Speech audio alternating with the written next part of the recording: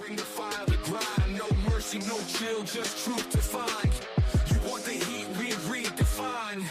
Hit the mat, hear the crowd erupt. Talk that smack, break the system corrupt. Wrestling kings with the mic in hand. This is Heels for Life, where the legends stand.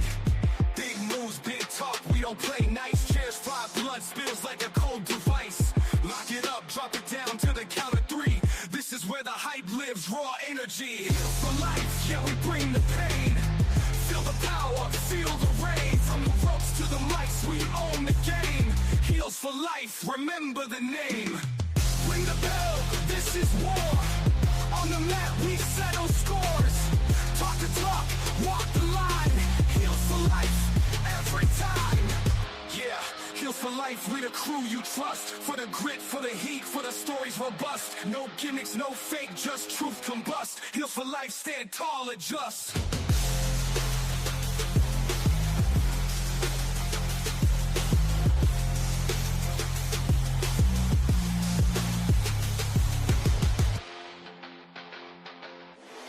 Ring the bell, this is war.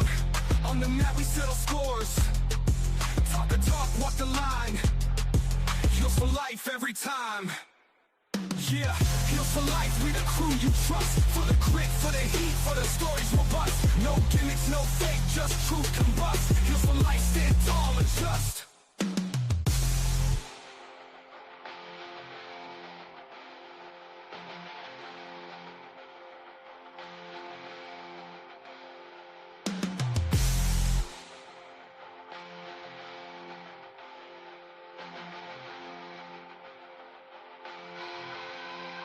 Welcome to the ring, we gon' bounce, we gon' swing. Heels for Life, where the drama's the king. Mic check, suplex, feel the vibe, it's the podcast. Keeping wrestling alive. Turn it up, feel the bass, it's a slamming affair. Chairs flying, mics dropping, we taking it there. From the ropes to the flows to the fans that cheer. Heels for Life, baby, this the part of the year. Oh, Heels for Life, we gon' stomp, we gon' fight. Keep the crowd hype all day, all night. Wrestling stories, the heat and the spice. Heels for Life, yeah, we do it so nice.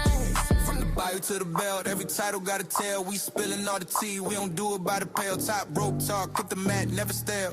This the podcast, keep it kayfabe on the scale. Gossip in the locker room, moves in the dark. Who's still in the spotlight? Who's missing the spot? Babyface, heel turns, we break it apart. Heels for Life, where the legends leave a mark. Oh, Heels for Life, we gon' stomp, we gon' fight. Keep the crowd hype all day, all night. Wrestling stories, the heat and the spice.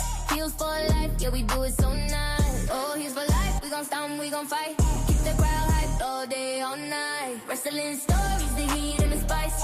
Heels for Life, yeah, we do it so nice.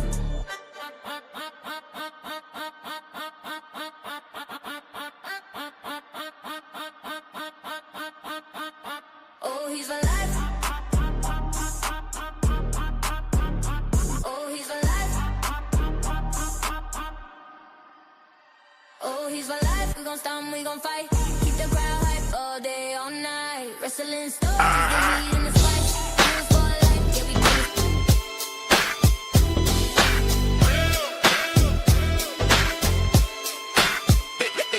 Let's go, let's go, let's go.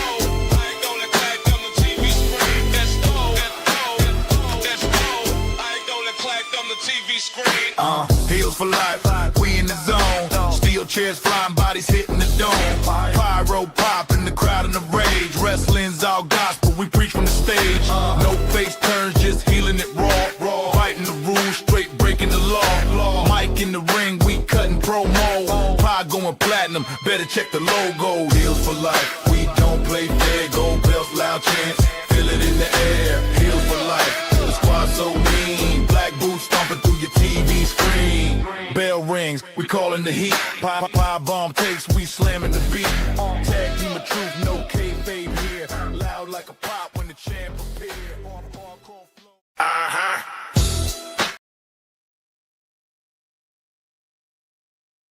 Great day and my name is Chris from the hashtag Heels for Life Wrestling Podcast. Remember to follow us on all social media platforms, including here on YouTube. We need the subscribers. We need the content. We need the engagement. We need it, please. Yes.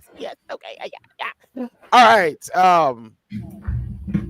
We also have the Enforcer, the light skin of gouging, the Men's Health, and Ziggy is in the background. Yeah, it's gonna be an awesome night tonight. Ziggy, where is the background music? Because I feel dead in space right now. Yes, sir. Do we have any background music? And we still cannot get on TikTok for some apparent reason. But that's cool. That's cool. I don't know why. It told me that I'm able to stream, but I do not know what's up with that. But turn down just a little bit, just a tad, just a little bit. I like that shit. I like that music. We go right there. A little bit lower. Just All lower. right. Pause.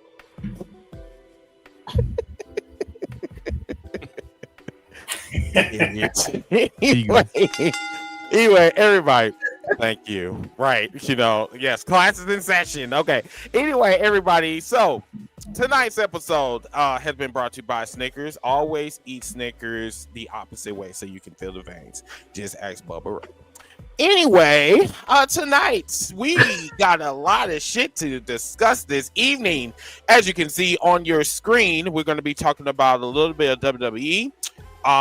We are not going to go through Raw, SmackDown. We are just going to cover some of the events that stood out to us this week. Also, same thing for AEW. Also, we have heel heat in the social media. Yeah, that. And also, we're going to be discussing the heel wrestling news and rumors, of course. And yeah, we got a lot of shit for you guys tonight. So let's start off with trying to see what could we start off with. What you guys want to start off with? Let me ask you guys. Like, what you want to talk about tonight first? Well, let's get the sports entertainment stuff out the way first, shall we? See, like the best thing to talk about is Jade, or should I call it a female Scar? She finally turned heel. I guess trying to be something she's not wasn't working in her eyes, and she brought up cut the ish. Which all y'all know, if y'all watch AEW, used to mean cut the shit. And yeah, I don't know if this is the setup for her, Bianca. Someone had to be healed, and I guess it was her. And yeah, I mean, it from what I've seen, it was all right. How they did it, the old switcheroo, come do the save and then attack the champion, But my thing is, my thing with that is it still don't delay that telling us that she got improved in the ring. You can turn. We've seen it before with people that don't have the great wrestling skills, like a Goldberg. He turned heel. Did it help his ring ring skills? No, but nope. In WWE, it's all smoke and mirrors. No disrespect to Cody Rhodes' old dashing song, but it's all smoke and mirrors. And we'll just see what happens from there. Right now, the talk of the town in WWE for, especially the women's division, is she turned heel. And it must be a new attitude. Like I said, Scar. We'll call her Scar because she's like Scar from Lion King. And we just got to see what happens from there. I don't think they're going to put the title on her, though. I still don't think they'll put the title on her at all. That's all I got to say about it. She got that Don Callis scar? No. See, Don Callis got the Mandy, Grim Reaper Mandy scar. Right? She got the scar. They actually put makeup around it and said, oh, that's the scar now. That's the scar that woke up her evil or some shit like that. I don't know. Oh, really? Like I said, smoke and mirrors, WWE. We just gotta see what they can do. Right now, the talk of the town is Jade turning heel, which either that or Jay is going to turn heel. He's whatever. So that's pretty much I could talk about. I could probably talk about NXT from last night, but I'll just see what y'all want to talk about before I get to that. I did not watch Heat Wave or Fall Wave or wherever they did last night. I don't know. The havoc of Halloween, sir. Oh yeah. I think what happened was Mariah May won the North American Championship, and what's her name? She lost the WWE NXT Women's Championship. JC James. Tatum Paxley won the champion. Yeah, they gave it to the golf crazy chick. They like playing with dolls. You know, that's not that's not even the match of the night. The match of the night was Ethan Page and Dr. Wagner. Dr. Wagner. That was the I'm match. thinking, we all know how good Ethan Page is. I mean, He's good. He's good. I mean, he's good. But again, they believe in you to make the mid card title worth a damn than the main title that you had for like a month or two. And shout out to, I guess I could say shout out to Trick Williams. You had your final match in NXT, getting ready to come back and be Carmelo Hayes' sidekick one more time. But I'm mad about the end of the match, just like Booker T was mad at the end of the match. Nobody want to talk about that. Booker T slammed his headset down. They changed his finishing move. They changed Ricky Starks. His mama called him Starks, and gonna call him Starks. Finish move. The Ramshambo? Rochambeau. Now it's a tornado DDT. That is his finish. What y'all? So he don't do the Rochambeau anymore?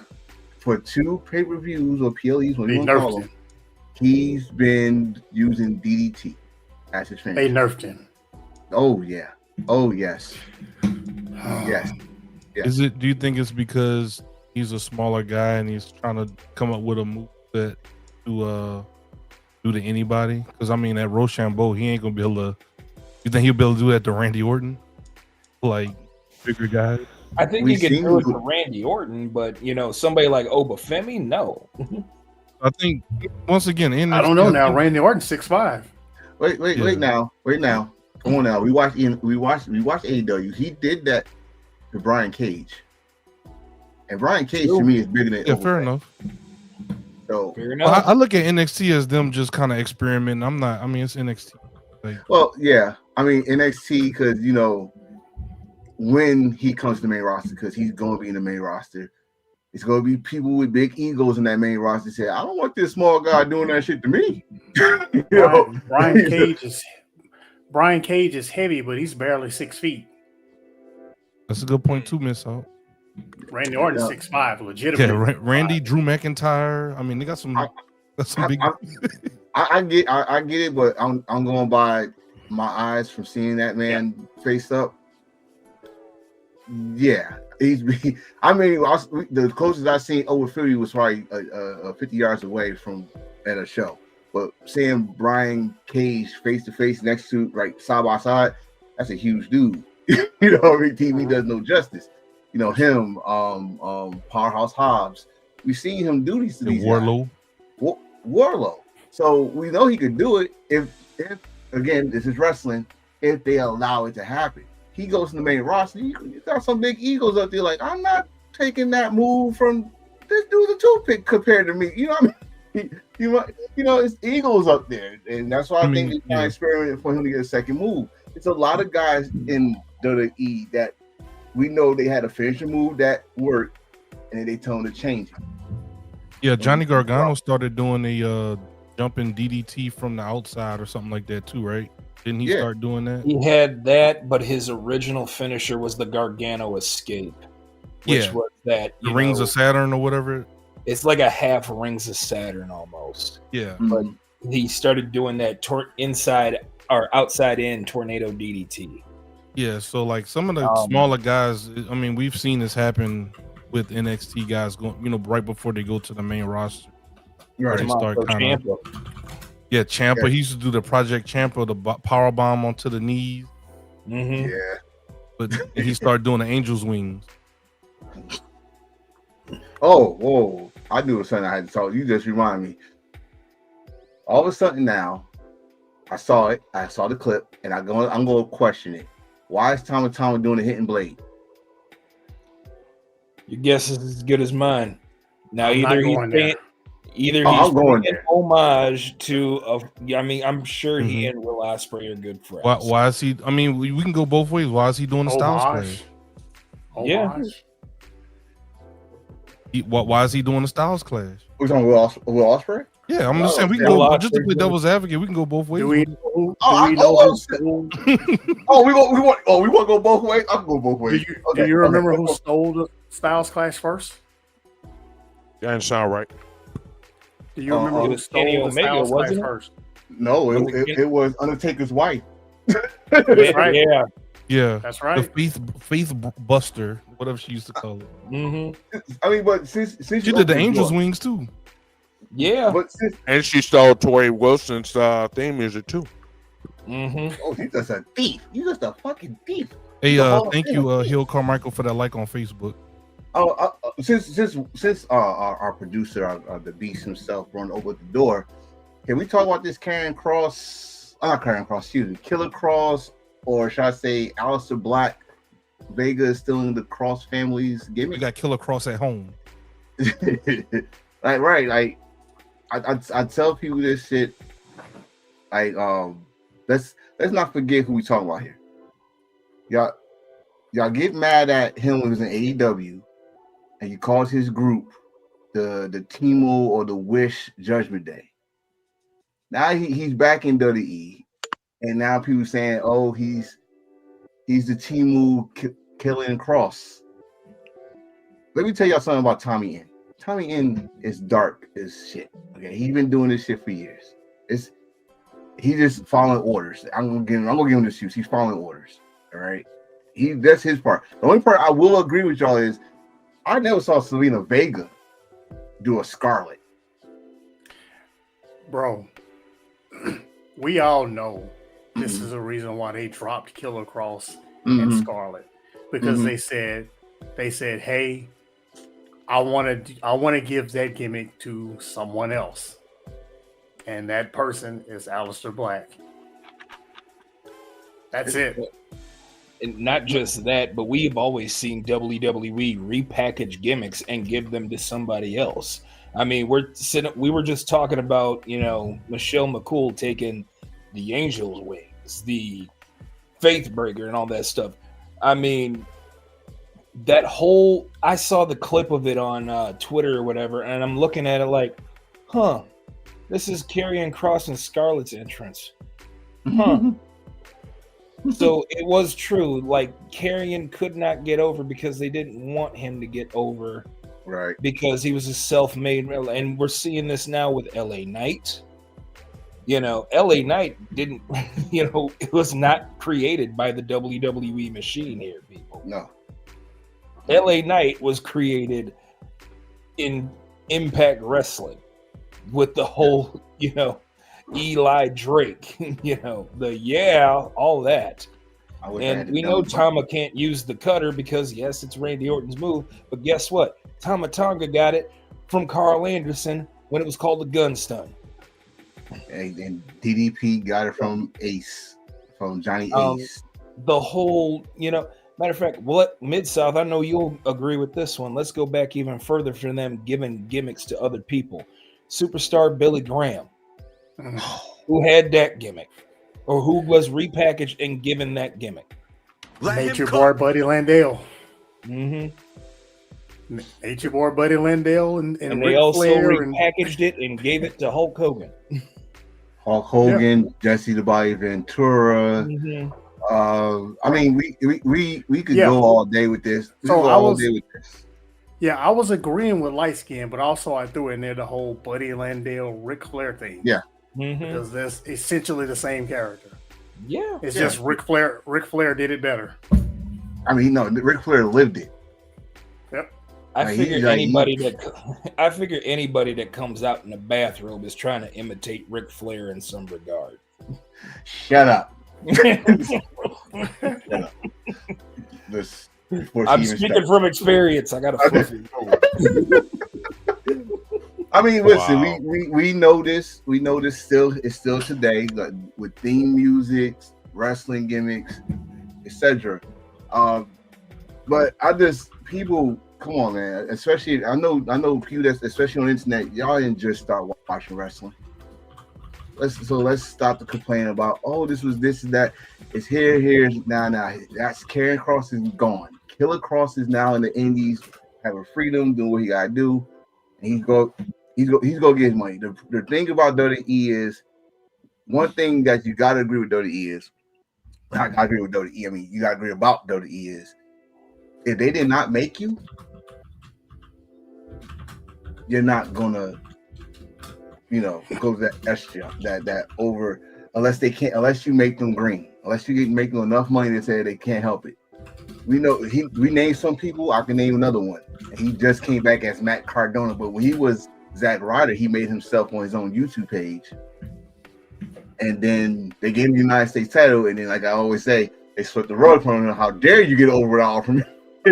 Gave some bullshit to lose the belt. So this is nothing new. Well, I'm here to tell y'all this because y'all act like y'all forget. Y'all got short-term memory, but no, this is old news. There's nothing new. Let's stop it. Let's see what happens with Aleister Black and his lovely wife now that want to cosplay as Karrion Kross and Scarlett.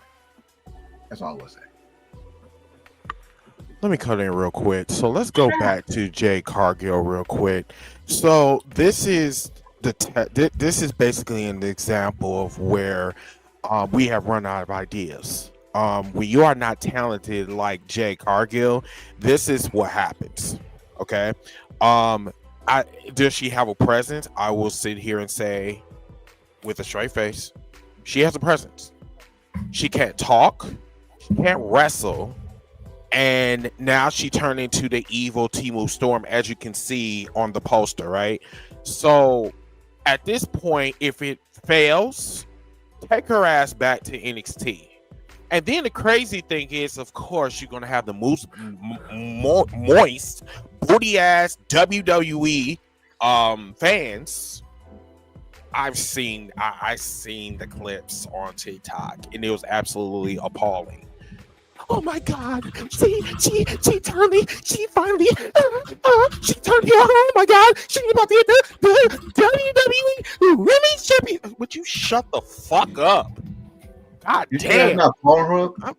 I've never seen grown ass people cry over a fucking heel turn. Like, what are we doing? Heel turn. Listen. Heel turns is not made to save your career. Okay, it's up to the artist to make the actual character that we see on TV, right? So Jade Cargill can cut it as a face, couldn't cut it as a tweener. What makes you think that she's going to be a badass as a heel? Okay, this is not AEW. She's not going to be going around in these WWE streets talking about I'm that bitch. She's not going to do that. So please save up. Please, if you're trying to get your hopes up and think that she is going to be the same person that you've seen in AEW, for the people that claim that they've seen AEW, I'm sorry to disappoint you. I have bad news for you. You are not going to get that version.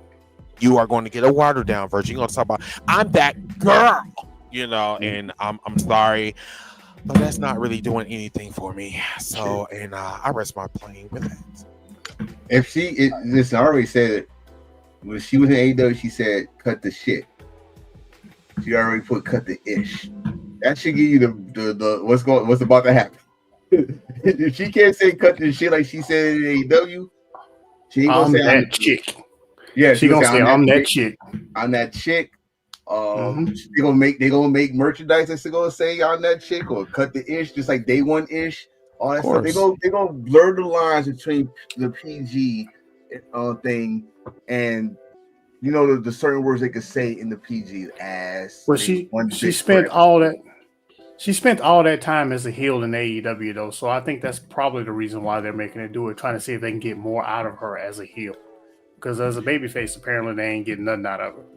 The problem is that she's not being herself. I can tell you she is really struggling to be herself in WWE. That's probably 95% of the wrestlers' problems. They can't be themselves. They have all these chains on them. I'm sorry, the cops is trying to come and get me. Thank you. Okay, so until someone in the back actually have the cojones, the balls to say, listen, let's rip up the script, let her be her. Jade Cargill is going to be like how she been in WWE, stagnant. She's not going to go anywhere. I'm sorry. And I'm going to go on the cookout. I'm going to come on here and I'm going to keep shitting on her because number one, she got all that she got all that fucking mouth on social media, right? She can go around and she can red black niggas or whatever with bad teeth and shit. But when it comes to her and her ring, like, you know, ethic, it's just not working. And I think that is what's pissing me off about her. I say you got all this mouth, but you can't work on your shit in the ring. If you want me to really shut the fuck up, like you say so eloquently on social media, then why don't you work on your craft instead of trying to find some easy avenue to fucking Hollywood? Hollywood is already dead anyway. They don't need your ass. But you know, I got a question about this. He said Tubi is wild. Okay, go ahead. I got a question about this. What happens if this doesn't work? Evolve. Did you say evolve? That's what they dump everybody that shit not working. Go to evolve. Damn. Fuck NXT. Just go to evolve. Go to the basement. She didn't start in development though. Mm-hmm. So she is a superstar. She's a superstar. That's why she went straight to the main roster, because she came out of AEW as a superstar. So a superstar that was defective. Yeah. So if the babyface thing didn't work, we can all admit it didn't work, and now they're gonna make her a heel. What happens if this doesn't work? What happens if all of this falls flat? What are they gonna do? She can do what Naomi did. She can go at home, get fucked, and get a kid. I mean, you want me to? I mean, what other like options do she have? Listen, I know that I'm being trashed tonight, but look on the tagline. I don't give a fuck no more. Like, I just do not care. I'm trying to give you guys the actual truth. I'm not going to sit behind this mic and lie to you guys. I'm doing you a disservice. So my truth is this, is that if the shit doesn't work, retire. Plain and simple. Either retire or go, or what Enforcer said, go to Tubi and make bad movies. I mean, that's what you always wanted to do, right? You wanted to be an actor, right? You're not going to make it in Hollywood. You have a bad attitude as it is. If you want to make ghetto ass movies and you want to be that bitch on Tubi. So my question, because I just was listening when Missa said the words, she never went to developmental when she should have. But you had people that bust their ass to the indies or grinding, like the Ricky Saints, Mariah May, that went straight to NXT. Years of experience, in-ring persona. Honestly, Ricky don't need no fucking damn promo class, and we all know that for a fact. So why the fuck is he in NXT? Mariah May, who did her business in Japan, worked on her promos in AEW, why is she in AEW? But you put someone who started in our face, live TV, no school, nothing, and put her out there, and y'all made money off it because y'all did the Goldberg thing. You overshine the positive, you hid the negative. Even though we saw the negatives here and there.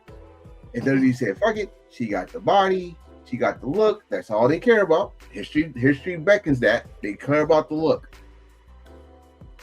But you can't hide the negatives, because when you got her in the ring with someone that's seasoned, that knows what they're doing, that knows the WWE style left to right, it always shows. Then at the same time you put her against some people that also learned WWE from the NIL, and you get fucked up situations. Then you put in a ring with that situation and her and someone who literally hurt people, who should be the Hurt Syndicate, by the way. And you got a fucked up crock pot of all fucked up soup. So now you gotta say, okay, none of this shit worked. The badass shit didn't work. Her coming out, supposed to be the badass, didn't come up. We gotta make her heel. If the only way this heel shit gonna work, as Chris just said, if you let her be herself, because she got that, she got that natural healing. She's gotta let her be herself. Here's the problem, and this is gonna be at the risk of me repeating myself. When she was in AEW, she was super green, but she got better and better and better. When she went to WWE, green. A problem. The problem when she went to WWE is she was still green when she went to WWE, and they needed her to learn the WWE style. She didn't have a style already. No. She needed to learn the WWE style. Did she get to learn the WWE style? No, they just threw her on the main roster and let her sink, which is what's been happening.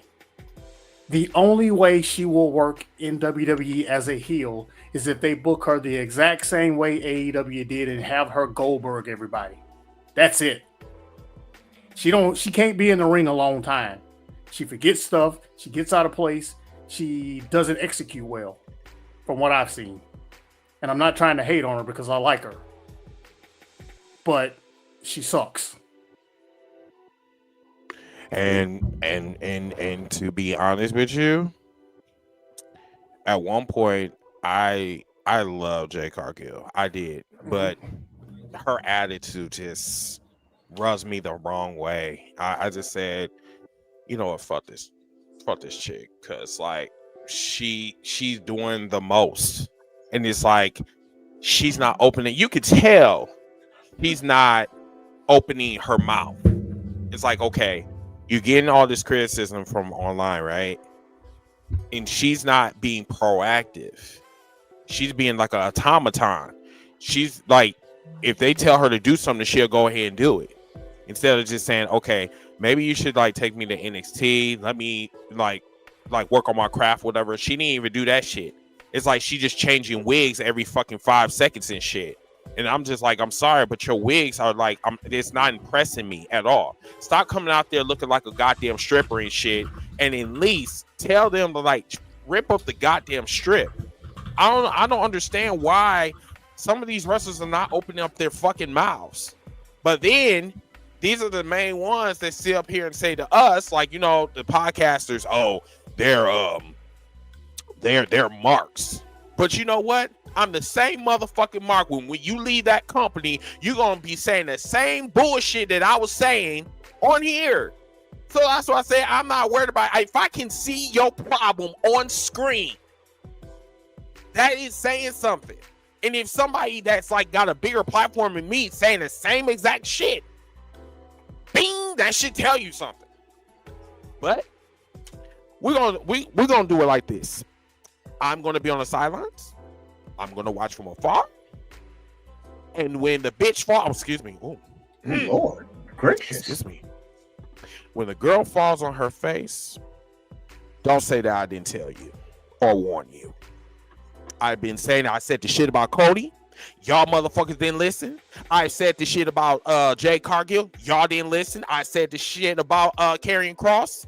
You motherfuckers didn't listen. You said, hey, let's put him in the let's give him his own faction. The shit didn't work. It only lasted for 15 seconds.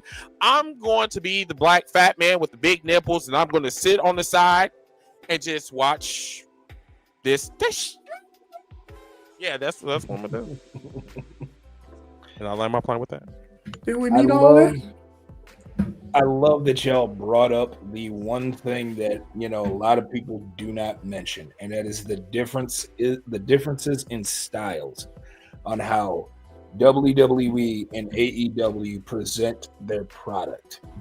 There is a complete difference to how AEW does their in-ring product and presents their product on television, and there's a huge difference to how WWE does just that. And for some reason, Enforcer and Mid-South, you both brought it up. She just hasn't gotten it down. So what do? Well, they do what Chris just mentioned.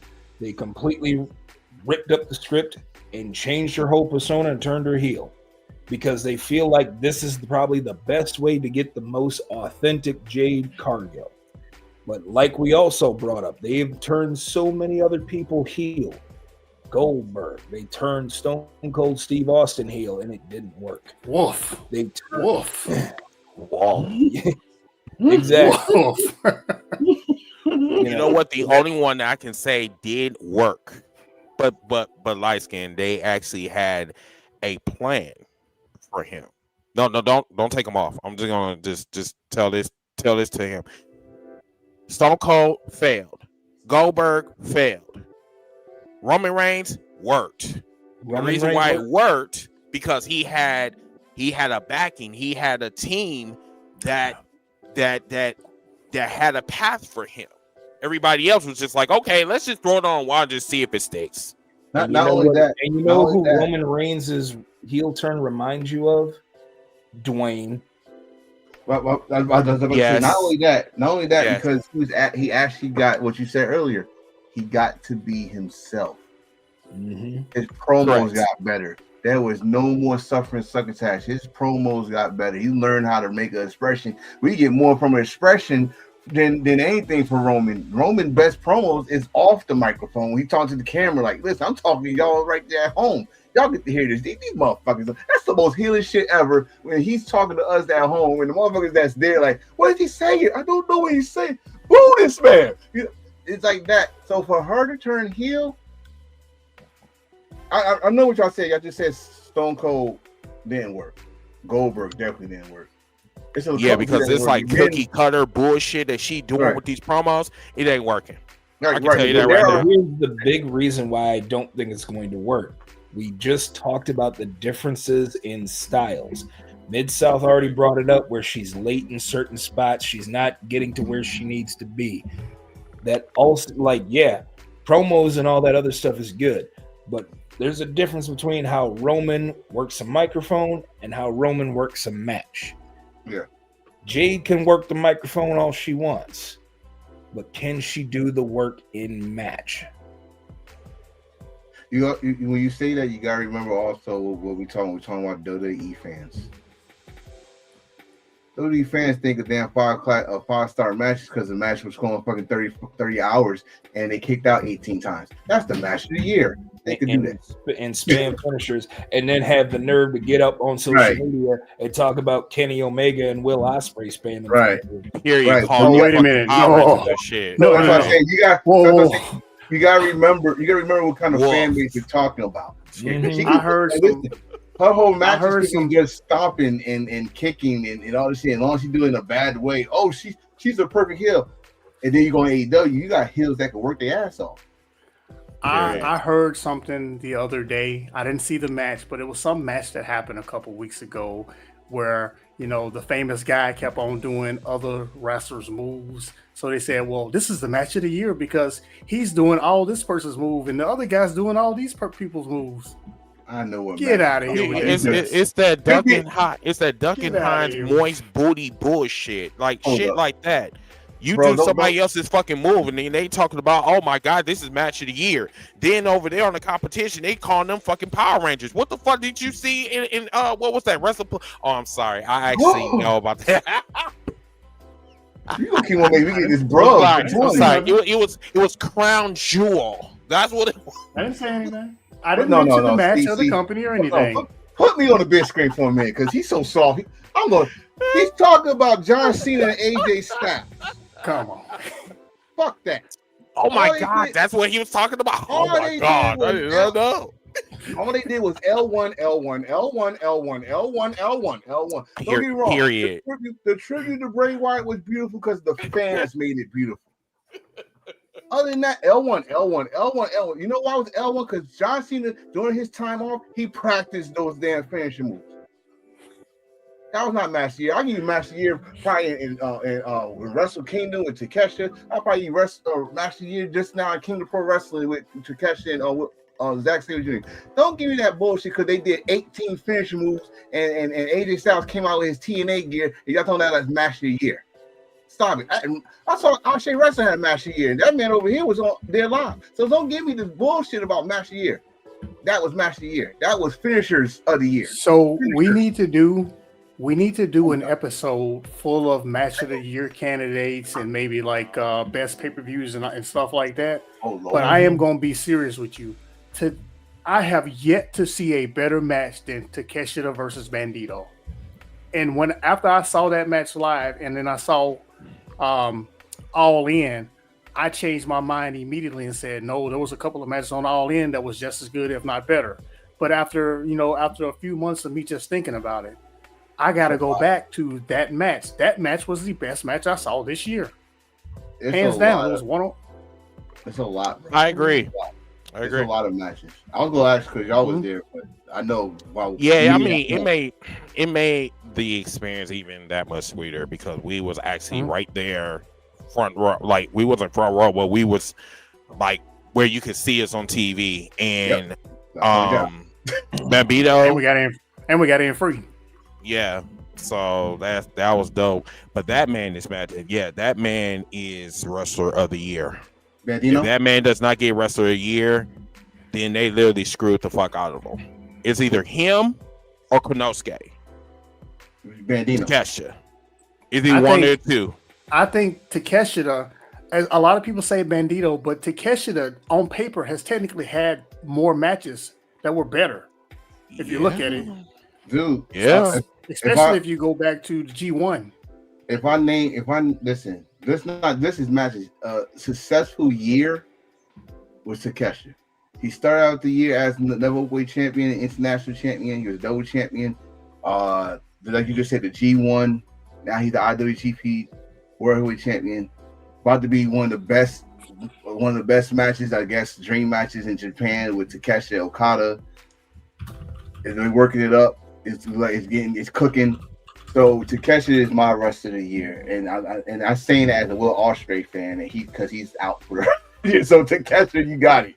But Bandito, I'm not gonna shit on Bandito. Ring of Honor champion, AEW tag team champion. He putting out some matches like y'all was talking about him and Takeshi, him and what's the dude from another Don Callis, the Mexican Hechicero.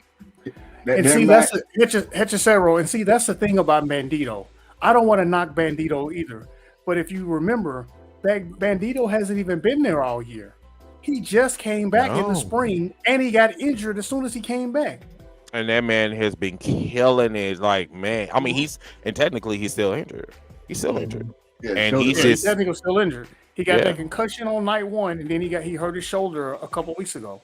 And it's like that man has been on fire. Like, man, it's crazy. But not to. Okay, so we're like 43 minutes into the show. Okay, so let's switch gears real quick because actually these two that we were talking about, Jade Cargill and Seth Rollins, were actually the main events. But since we're talking about them already, we can get Jay out the way and push her into the near shield. Seth Rollins. Oh, did I say that? Oh, I like what you did there. I like it. I like it. Segue to the shield. I'm sorry.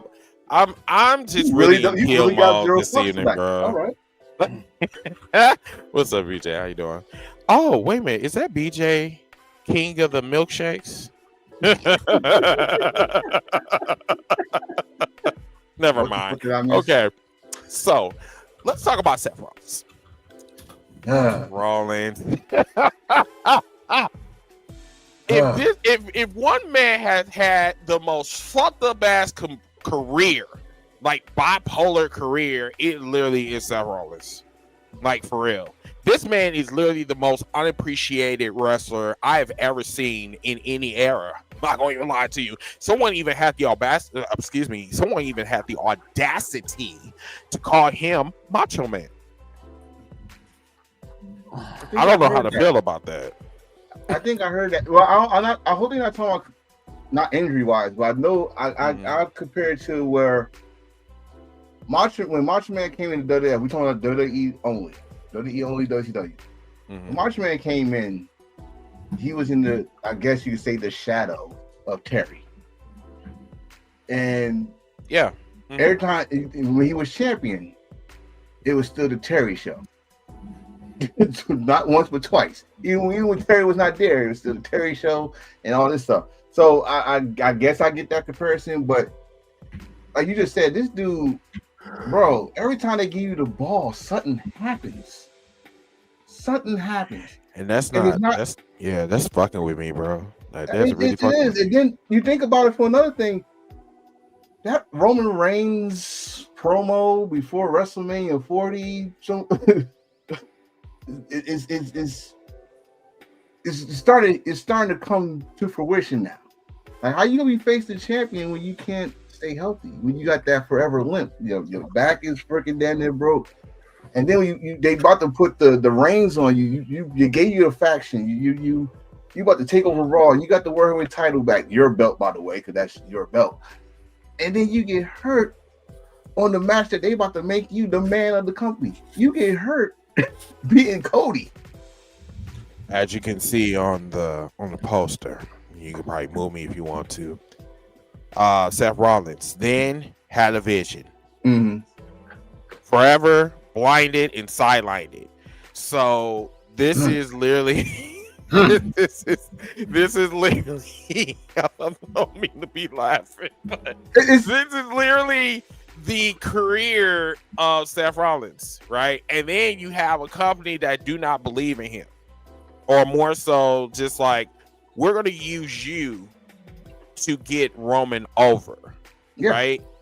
And you see what happened with that. Roman got over, but then it's like, okay, I'm about to retire. You know what I'm saying? I was champion for like 4 years. I was the tribal queef or whatever, you know. And then you know what I'm saying, he sucked the WWE dry paws. And now he's on his way out the door. Now Seth Rollins is sitting up in the hospital recovering this shit. And it's like, wow, did you ever have 20/20 vision? I was like, what the fuck? I feel bad for Seth Rollins. I ain't gonna lie to you. What did I call Seth Rollins last week? I don't remember. Refresh my memory. You remember. you remember. This will jog your memory. I said Seth Rollins is this WWE's version of Dolph Ziggler. Yeah, you did say that last week. Yeah. Oh, please explain. I actually agree with that. The only difference is that he didn't actually have, like, Dolph Ziggler did not have like a supporting like team behind him. Seth Rollins did. He had Triple H. He had, I guess he had Vince McMahon. I guess, you know what I'm saying. He had and people. That right there is the only difference. Is that Dolph had to prove that he could be the man, and at certain times he would show flashes that he could be that guy. Of course, and they was comparing him to Shawn Michaels too. Yeah, it was the injuries that derailed him. Remember, he was world heavyweight champion, and what happened? He got a concussion, and after that, he quickly dropped the world heavyweight title. You know, he was basically used as a tool to help get Alberto Del Rio heel heat or help him get over. Much like what we're seeing with Seth Rollins. He was basically used to be the next face of the company. What happened? He gets hurt. Then he was used as a tool to help get Roman over. He did that. Now they're getting ready to put him as the face of the company. And what happens at the worst possible time? The worst possible time. The storyline, like we used to say, the road to WrestleMania usually start at, everybody think we're Rumble. No, the road to WrestleMania starts at Survivor Series. That's when the planning and all risk it. And we was going to get the WrestleMania that we didn't get years ago. They finally going to get it to now. They got both of them so-called in the level of Roman and Roman and Seth and Mania for the World Heavyweight title, right? They want that title to be equal to the WWE title, and they want Roman to have it. But that's fucked up. It's like every time they got that idea of Roman and Seth one-on-one at Mania, something always happens, right? And almost, I swear, it's almost the day of the same injury, almost. And the thing with Seth, I was going to say Vince didn't have Seth's back. And you remember Vince wanted Roman to win the match against Brock. When they heard Triple H said, "Do you hear that? Do you hear that? I think we got to change the plans." Seth became champion. Blah blah. Seth remind me wrestling wise and attitude wise of pre-Christian Shawn Michaels. Always got to prove. Always got a chip on his shoulder. Always got to listen. I gotta step on people to get on top so y'all can pay attention to me. And every time I don't get it. I don't know if he's snake bitten, but every time they give him the ball, he fumbles or he throw an interception like Russell Wilson on the Super Bowl at the 1 yard line. And it's sad because first of all, let me show you how long ago this is. Tyler Black is fucking talented as hell. Seth Rollins, Tyler Black. Y'all don't know who that was. Talented as hell. He could give you those so-called 5-star matches with certain people. He's reliable. Just like you just said earlier, they probably put the belt on him so he could get someone else over, like LA Knight, Roman Reigns, blah. But something always happened with this dude, and I don't get it. If it's not injuries, it's his mouth. Because you remember when he was Universal Champion, y'all remember the Twitter war he had with his mouth, and the fans turned on him, and then that got the belt off him real quick. They put on the Fiend. That terrible. I don't even want to bring it up because I said I could get that match out of my head. But you know what match I'm talking about. It's just I don't know what's up with Seth, and you know what? And your wife is rubbing on that shit too because she's getting on my fucking nerves too. So it must be sexually transmitted or something. But I knew I was gonna get it. I knew I was gonna get a turn. I knew it. I had to find something. But yeah, I don't know, Seth. I don't know. I'm a fan of Seth. I just proved it. But Seth, you are snake bitten, bro. And I don't know what it is. And your time is running short in wrestling too, because these injuries go count. They're gonna tell you to retire. That's all I gotta say about it. Period. Okay.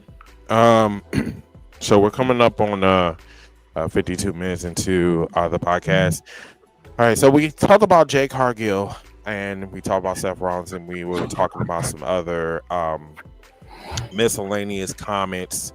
So we're going to get into AEW on the second half of the hour. I guess we can get that out the way, and then we can go to Heels and News and Rumors. That will be the main event. But in the meantime, let's go to a commercial break, get that out the way, and then in the meantime, everybody share, like, comment, engage with us. Anything that you guys got in the comment section, please put them down in the comment section, whether you're on X, Facebook, Twitter, or X, whatever. Leave a comment, and we'll definitely if we like your comment, we'll point you out. But let's go to a commercial break, and we'll be right back after this commercial break.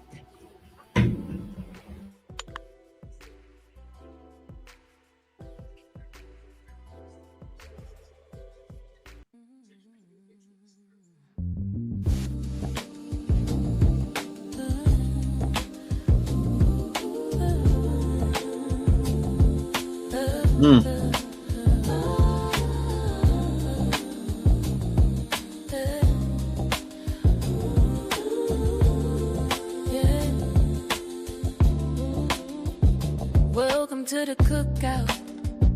The vibe is prime, but your signal shaky, like it's out of time. I see your face freeze, words don't align. Pixelated dreams, you're stuck in the climb. Wild card waits with a patient grin, but your service stutters won't let you in. Your service is nervous, can't handle the strain, glitching through the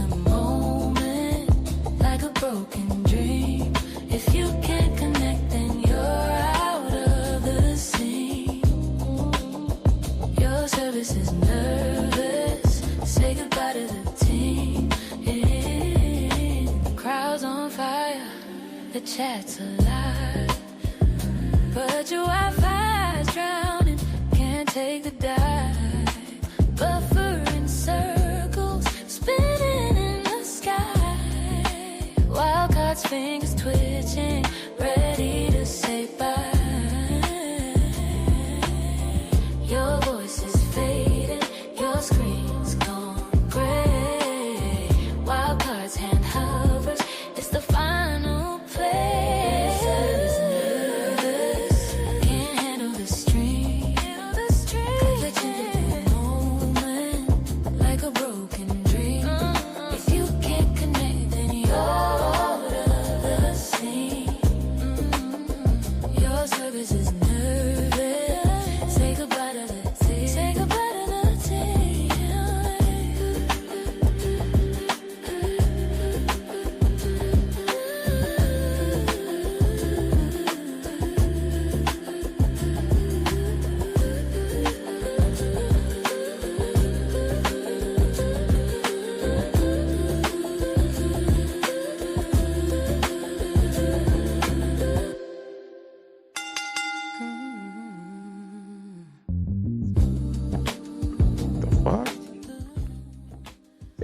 We are back. Thank you. Your so much. service is nervous. That, you know what? I Yeah, swear to God, song, that yeah. is the most pettiest fucking song, but it's so on point. I swear, because it's like I'll be dealing with people coming in. I'm like, dude, are you at like Walgreens or are you at McDonald's? Like, what is your screen is pixelating, and just like with the warmest, it's that wild card got that twitch. Hey, listen. I think you should just Plays with the patience, Lord. Listen to the quiet your storm. service Yeah. is nervous. I had that radio Yeah. voice. What was the Just Like Wrestling Podcast Radio? Quiet storm. You so stupid. And hey, by the way, what was that? After the Storm, Midnight. Oh my God, I love some of those songs. I swear to God. But anyway, everybody, we are back from our commercial break. So we're gonna get into AEW, probably for a few minutes, probably about 20 minutes or so, and then we will get into heel news and rumors. All right, so let's start with Mid-South, since this is his forte. You want to kick us off with AEW news? Oh, CEO, CEO, CEO, CEO, CEO. 12 belts money. The greatest women's wrestler in the history of women's wrestling. The actual wrestler of the year. No knocks to Coach Takeshita, Tenosuke Takeshita, no knocks to Bandito, Will Ospreay, or anyone else. Mercedes Moné has traveled more miles than everyone, has had more matches than everyone, has won more titles than everyone, and has won more matches than anyone. She is the actual wrestler of the year, and I know she won't actually win the PWI wrestler of the year next year because they're going to give it to somebody else because they are haters from time to time, even though they have a criteria that sometimes they forget about, or we forget about it. But Mercedes Moné should always, at least for now, be the talk of the town because no matter what she does, you either get people that love it or you get people that hate it. There is no in between. She is the most polarizing wrestler on the planet, but she is the best wrestler on the planet at the same time. Got it? Yeah. Okay. Anybody else? I do want to add, like, yeah, we talked about this on the cookout, Chris. You were right. Mercedes wasn't put up a TBS title, but so you're gonna wait 3 days later?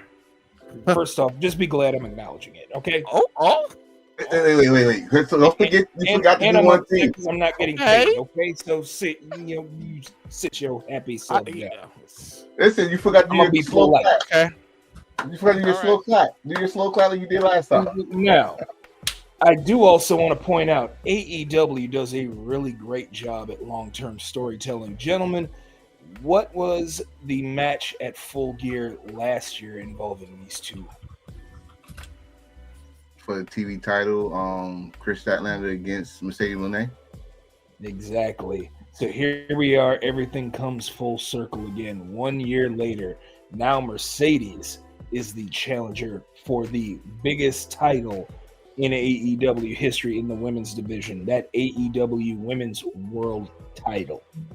And I believe the record between these two is Mercedes 2 matches to Chris Statlander's 0. If Mercedes comes out and wins match number 3, we may see a crash out from Statlander. But if Stat's able to pull off the upset, because when you think about it, Mercedes is not the underdog here. She is the favorite because of the fact that she's already won 2 matches against Stat. If Stat's able to pull off the upset, can you imagine the level of crash out we could see from Mercedes? Do you remember the last time when she had an AEW Women's title and she lost, how she reacted? Oh yeah, it's gonna be 2 times that. Forget that. If Mercedes Moné wins, the crash out I want to see is Twitter. Let it burn. Let it burn. We start dancing like Usher. Well, Miss you ain't gonna like what I'm gonna say then, because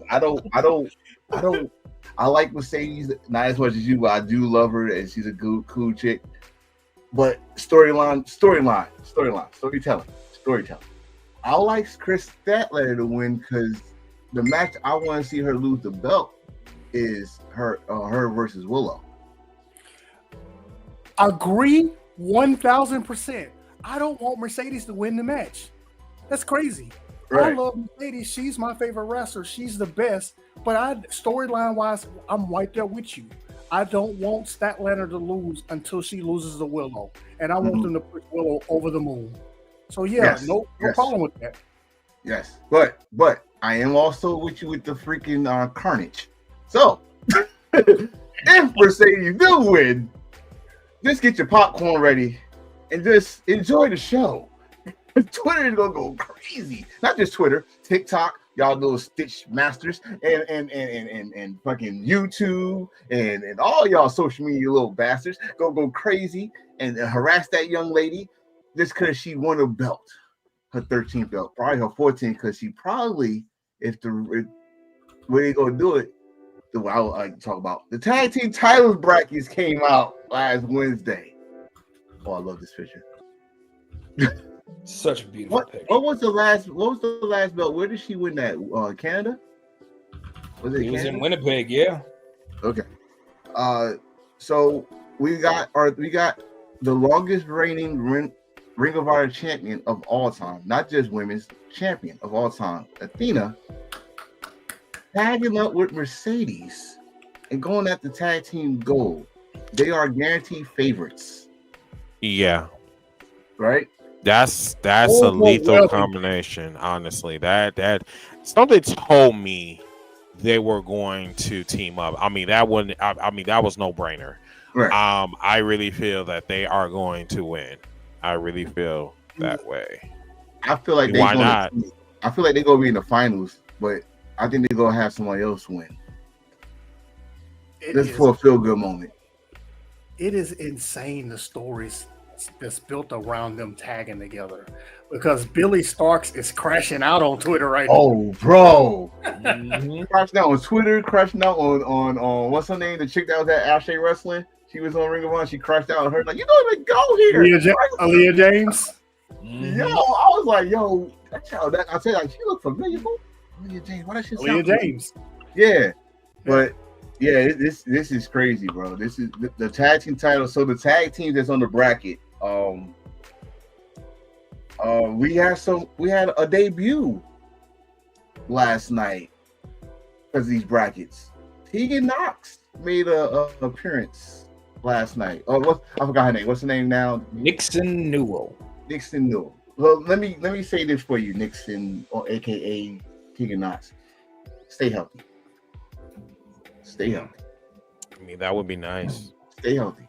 We know you're good, but every time you get the door open, something happens. And the last one was not your fault. It was actually WWE's fault. They put you on the main roster for nothing. They didn't know what to do with you while that was their fault. But the 2 times where they wanted you to do something, you got injured. I don't like that people disrespect you, calling you Miss Glass. Nah, just stay healthy, kick some ass. And if you are in this tournament, which I don't think you are, but if you got a contract, though, make the best of it. Make the best of it. That's all I gotta say. I was surprised to see her there. Like, what took y'all so long? I just wanted to say, I just want to say this. Heel Joe is a national treasure. Just wanted to point that out. As far as can't believe I'm saying this though, but I don't know if AEW knows what to do with William Hobbs. He reminds me so much of Obafemi in a lot of ways. Has a lot of power, but can't talk on the promo. Can't talk, period. I mean, Obafemi, like, he have had funny moments, but it's like, where is William Hobbs going in his career? Like, this will be his. I mean, he's considered a day one. I just been noticing that. Like, I don't know what they're doing with him. It's like majority of his career he's been in trios. Like, literally, he's been going from place to place to place to place to place, and then when he stands on his own, it's like, what are they doing with him? Like, what's going on? You know what? No, let me take that back. Not Obafemi. He remind me of Jade Cargill. Oh, wow. The only difference is that he can wrestle. He has a presence, but it's just something is missing. I don't know what it is. I don't know. And Thanks for the subscription. Shout out, yes. Thanks, Anthony, for the thanks, Anthony. Appreciate you. Thank you. So, Chris. Yeah, what's up? Shout out to it's a TikTok user. Like you might know him, James Bender. Yes. He says something that might agree with what you just said. He said, since everybody, when people knock AEW, they don't come up with facts. So he said he'll do something every Tuesday. But the one he did this Tuesday, Bryce, almost exactly what you just said about Powerhouse Hobbs. He don't think they know how to book a big man in AEW. I think that's bullshit because, like, look what they're doing with the Her Syndicate. I mean, I everything that they're doing with the Her Syndicate is just like perfect. It's dope. But with William Hobbs, it's like, I don't know if because like when he talks, it's like he talks like a white man. No offense to our white viewers, but it's like he has that soft spoken voice. But then when he turns it up, What? No. I'm just saying, with most big dudes, you go to them, they sound like they saw.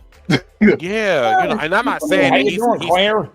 Yeah, right. Yeah, need some more coffee in my, need some more sugar in my coffee. Thank you very much. You get them mad. All of a sudden, who the fuck you talking to? I'm not saying that the man sound like Tiny Tim. I didn't say that. I just. Yes, you did. You said the guy sounds. I don't. You did. I see Will Hobbs totally different from everyone. I don't think it's a matter of not knowing how to book. I just think it's a matter of timing. I mean, just look at the history of pro wrestling. Most people favor wrestler, or a lot of people favor wrestlers, especially the ones that don't watch wrestling anymore. They'll say they favor wrestler Stone Cold Steve Austin. How long did Stone Cold wrestle before he became a world champion, or at least a household name? 8 years. 8 years. 8 years. Will Hobbs hadn't been wrestling for 8 years. No. Has not been wrestling for 8 years. It just takes time, but also timing. Because right now he has a role, and his role is to be a member of the ops. But his role before that was to be a member of Team Taz or whatever. Wrestlers just have roles. Wrestlers, and not everyone is meant to be world champion. For instance, I know you're not saying he should be world champion. You just want to see him maybe as a single star by himself, dominating or something like that. But I just think it's all a matter of timing. It's something like we said about Brody King. Brody King was I probably said that because Brody King is a good worker. So it's some like what they put him with the House of Black, and then it was supposed to be I forgot the new group with him, Buddy, and Hart, what they was going to be called, the Hounds from Hell, something like that, right? But then Hounds of Hell, when he opened his mouth and said "fuck Ice," again, I'm gonna say it again, "fuck Ice," and he opened his mouth and showed personality. Showed personality.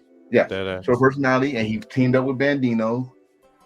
It was good timing. The timing was there, right? I see what you're saying. Yep. For what Chris just said, with her syndicate, I think that's a little more input of MVPs, giving them the ideas that they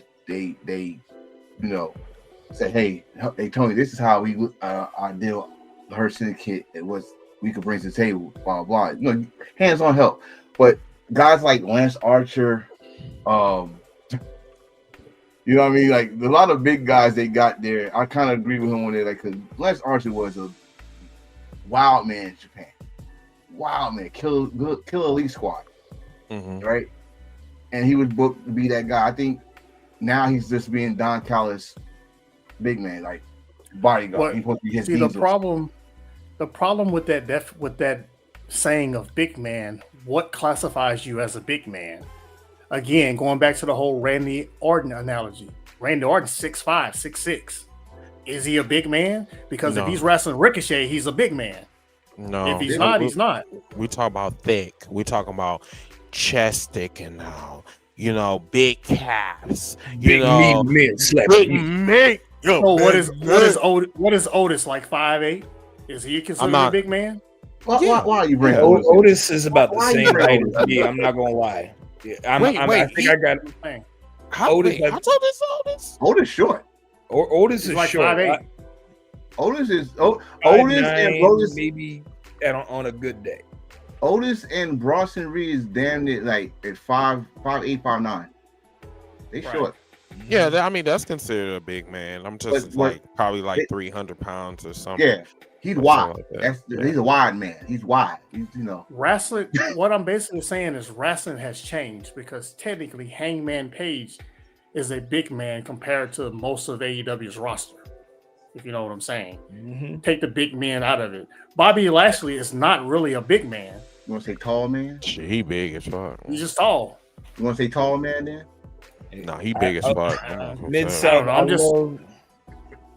love the statement you made about when it comes to pushing certain talent. Not everybody can be pushed at the same time. And I think that's true too. That's the biggest reason why we're not seeing enough of Powerhouse Hobbs, and we're only seeing him as 1/3 of the trios champion and basically a part of this faction known as the Ops.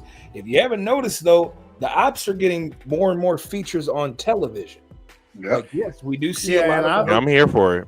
I've said it from the beginning. If you have a prominent role on TV, it doesn't matter what you're doing. If you're being featured in some kind of way on TV, you're getting a push. You're just not being pushed at the top of the card. But that's better than being in catering every week or popping up on the show once a week. Hobbs is a mainstay. We know who he is. We care about him. So he's being pushed. He's being featured. He just ain't champion like some people want him to be. But if he's champion, who won't be champion? But he is a champion. See, that's my. I was going to ask you, what is the definition 100%. Of a push? Like a push, to me, like you just said, he's featured on TV. He's featured on these matches. He's winning some. He loses some. He's knowing his role. His role right now is the Ops. The Ops is the trio champions. They are pushing that trios division, right? You got your levels. You got your main event. You got your mid card. You got the tag team and the AEW. You got the trios, women's, women's mid card, women's tag team soon to be. Everybody levels. You push that area so everybody has some damn interest in that area. All right. I think they're doing a good job with him right now. You just mentioned his history. First of all, we didn't know who the hell Powerhouse Hobbs before the AEW. I told him this in his face. Like, I didn't know who he was until you came and helped John Moxley. Right? Then he went to Team Taz. Then he was with on Ricky Starks. Then he was on the Eternal Ricky Starks. He couldn't do it by himself. The Book of Hobbs was not working. We missed a couple of chapters there. Then he went with Don Callis. You know, I'm not Don Callis. No, he went with QT Marshall because he won the TBS title. That didn't work. Went to Don Callis. He got injured. They rubbed him off. He came back with the Ops. Been killing it right there, knowing his role. Him and Samoa Joe and Sabata champions. He's good, right for right now where he at. Like you just said, also timing. I got one thing to add to this. And I have many examples of this, but I'm just going to use Ricochet. Oh. How long have we known Ricochet as a really good wrestler? Just throw out a number. Majority of his career, I would say, like what? I mean, I've been watching Ricochet since he went viral. Yeah. So can we say like? It's the truth. It's the truth. I just want the truth out. I mean, that's the truth. So let's say 10 years, 12 years, right? Mm-hmm. He's in his 19th or 20th year in pro wrestling right now. Right. 20 years in pro wrestling right now. And we've only actually known him for 10 years, 12 years. So it's always all about timing. AJ Styles was in WCW. Nobody remembers that. Christopher Daniels, I think he wrestled a match in WCW too. And a lot of people didn't watch WCW like that. You think any of these fans know about? You think any of these fans know about NWA Wildside? No. Is that porn?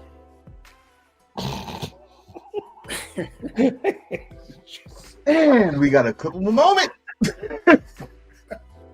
Oh god! So the bottom line is, so we just gonna dismiss my question? Like this is wow. No, it's not. No, it's not that. Thank you. Damn it, I said yes. The bottom line is it's all about timing, and you can't rush greatness.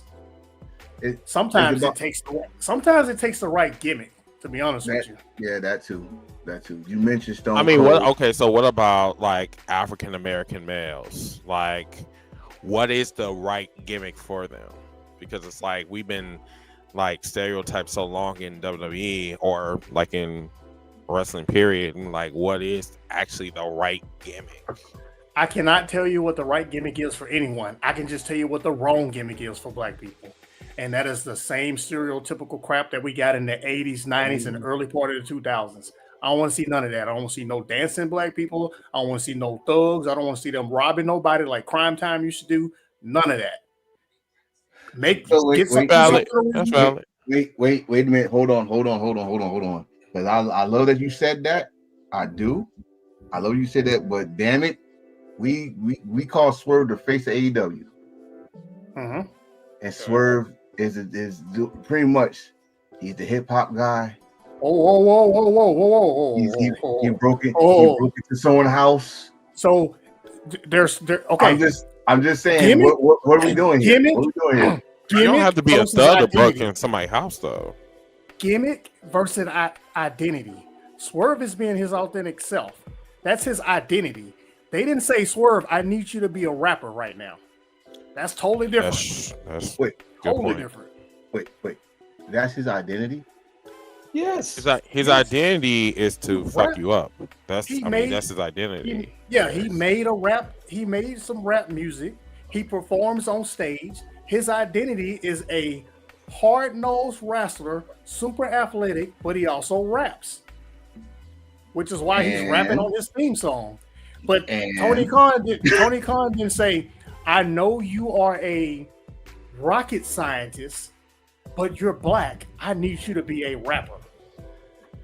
So and the reason why is his identity. His identity is being who he is. Chris, why you made that face? I'm looking at a comment Okay. from Anthony about the New Day. Hold on, let me pull it up. What about the new? Oh Yeah. wow. What do you guys think about that? I think that was an original gimmick, but they ain't nowhere near that now. No. Oh, The no, New you're Day- right. So Well, I think. Oh, I'm sorry. Go ahead, go ahead. well, it was supposed to be that, but what got them over was being themselves.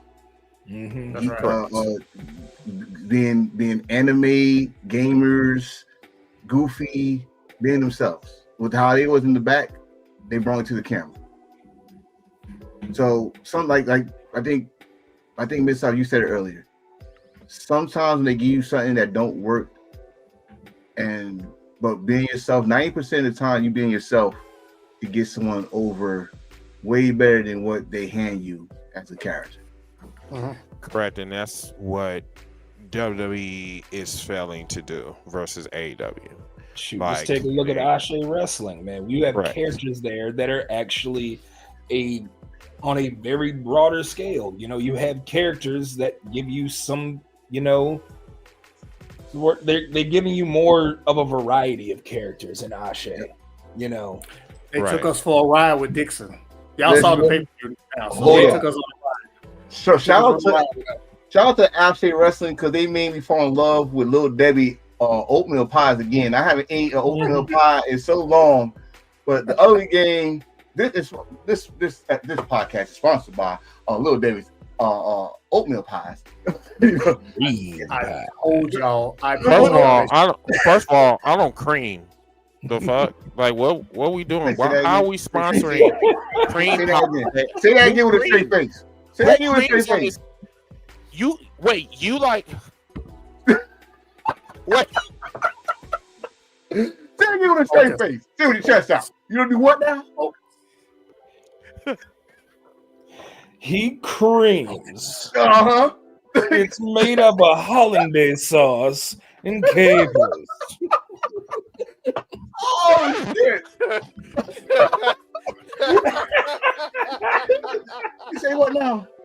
Oh, but yeah, but like y'all said, ASE Wrestling, you got different personalities that's not dancing around, tap dancing and yes sir, all that stuff. You got revolutionaries, you got hip hop, you got the culture, you got how different people are, anime, all this stuff. So if they want, WWE, if you want to check out how the culture really is, check out ASE Wrestling. Don't steal their shit though. I'm just saying, check it out. Don't steal all their shit now. Hold on one second. So, he said, "What's your the thoughts?" people? Okay, so the people on Twitter, they're live right now. Like, we got 100 people watching us right now. So if you guys on Twitter are watching us right now, and if you are watching this podcast, if you guys do want to say something, please put it in the comment section because we need your engagement. I'm praying that you guys can do that for us. I appreciate y'all watching. I really do. Yes, we just need the engagement. So people that's on Twitter, on social media, period. Like, if you can share this, repost it on y'all social medias, that'll be most appreciated. But we do want to hear from you guys because the engagement we get, the more we get to go into the algorithms and on the For You page. So if you guys can do that for us, that'd be most appreciated. But for the 100 people that's watching, thank you so much. Appreciate you. We're growing. We're growing. Anthony, your question. You said what's my thoughts on your comment on the Hurt Syndicate? Well, I have to go back. Yes, you do. Okay, so Have it you on the screen, Chris. Okay, so you said, Chris, are any of the young guys currently on the AEW roster or the independent that you feel have the same high level amateur wrestling credentials as Bobby Lashley and Shelton Benjamin?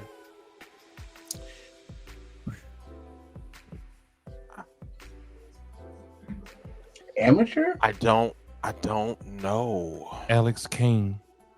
Alex Kane. Are we talking about black wrestlers or anybody? Yeah, are we just talking about black wrestlers, or are we just talking about like anybody in general? Or you know what? Let's just make it. Let's just make it easier for us. Like anybody, we could just point out anybody, but let's just start with our community first, right? So Alex Kane is one of them. Alex Kane has I believe he does have an amateur background or amateur wrestling background because we interviewed him. Let me see. Who is that one cat from Impact? Slater. I forgot. What's Leon his Slater? Yes. Leon Slater. Yes. Him. The youngest in charge? Yes. That man is impressive. I don't know if he have an amateur background, but that boy.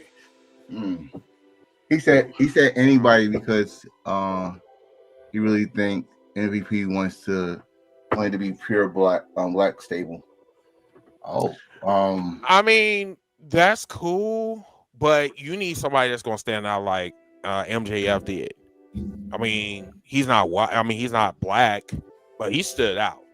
I really wish that storyline would have continued, but it is what it is. Yeah, they'll get back to it. Yeah. So I got two wrestlers that I wouldn't mind seeing in the Hurt Syndicate. I know he's already doing something with his new group, but Scorpio Sky I think would fit with them. That's a good one. Still irrelevant, bro. Like that man has fell from grace. Like, I agree with you on that one. But he's on his last song. And then the one that I would love to see the most out of anything is the returning Keith Lee with a completely new gimmick. Come back as a powerhouse, crazy man that wants to hurt people with the Hurt Syndicate. I would love to see that. So you want him to come back as a Digimon? See, I was going opposite, but I think we brought this up. I think we brought this up in the show with Alex Kane. That would it be weird? Not weird, but would it be interesting to see Shane Taylor Productions with the Hurt Syndicate? I mean, why not? Don Callis family is. I mean, Don Callis got 20 people. Why the fuck, Hurt Syndicate? I mean, you know what? You could put Shane Taylor in there, but he got the infantry. So you got why the Hurt Syndicate can't be with Shane Taylor Promotions? I don't. Either way, I love Shane Taylor Promotions. Yeah, I do too. As it is. Yeah, I like them running roughshod over Ring of Honor. Yes, promotions brought to you by the Hurt Syndicate. Right. But this is like, I mean, listen, the Don Callis family got freaking down on 2 football teams and a basketball team on it. So why the hell the Hurt Period. It's a slow pitch softball team. You know this. I mean, Target for Walmart. But I'm here for the guerrilla warfare. I'm here for it. What about Bishop Khan? Who? I got 2. Bishop Khan. As long as he bring his 6-pack, I'm good. The Pan African champion. I got 2 individuals who I would love to see, and it's primarily to add to the tag team factor to allow Shelton and Bobby to chase after singles gold. I want to see Top Flight in the Hurt Syndicate. Have them change up their whole dynamic. Have them change up, become heels or whatever, and then only do the high flying stuff when it's absolutely necessary. Did y'all see the latest picture of one of them? One of them got huge. Like, was it Dante or Darius? Probably Darius. Yeah, Darius. Probably Darius, but yeah, they. Cause damn, Top Flight has heels. I don't know. I feel you, but it's like they can't talk. They don't need to. They don't need to talk. They already have a mouthpiece. They already have a mouthpiece, an MVP. Does Bobby Lashley talk? Does Shelton Benjamin talk? Nigga, they're light skinned. They should be able to talk. Well, Purple Rain and bring them in. Shit. Yeah. What are you saying? Because they're from because they're from Minnesota. They're from Yo, Minnesota. They should know something about Purple Rain. Yeah, I would expect. Little Red They Corvette. do have. I mean, they do have the talent, but it's just like when they talk, it's just like, do you believe what you're saying? listen, if it's not Top Flight, bring what's Leo Rush, the crew? Be the crew. Leo Rush and his partner. Okay. And you got a story there. Leo Rush and Bobby. With Bobby Lashley, right? With the 11 inches. Yes. What the fuck?